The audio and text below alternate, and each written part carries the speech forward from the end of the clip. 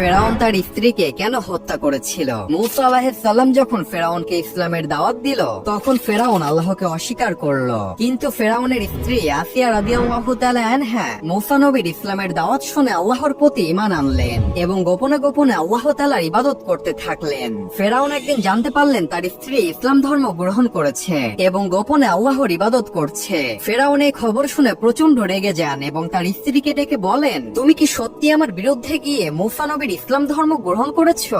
আসিয়া তখন সাহসের সাথে উত্তর দিয়ে বললেন, হ্যাঁ, আমি আল্লাহর উপর ঈমান এনেছি, যিনি সকল কিছুর সৃষ্টিকর্তা। ফেরাউন তখন রাগান্বিত হয়ে তার সৈন্যবাহিনীদেরকে ডেকে তার স্ত্রীর কঠিন শাস্তির ব্যবস্থা করতে বললেন এবং তার স্ত্রীকে নির্মমভাবে হত্যা করা হলো। মৃত্যুর পূর্বে আল্লাহ তাআলা আসিয়া রাদিয়াল্লাহু তাআলা আনহাকে জান্নাতের একটি দৃশ্য দেখালেন, যা দেখে তার মুখ উজ্জ্বল হয়ে গেল এবং সে খুশি মনে মৃত্যুবরণ করলেন। সুবহানাল্লাহ।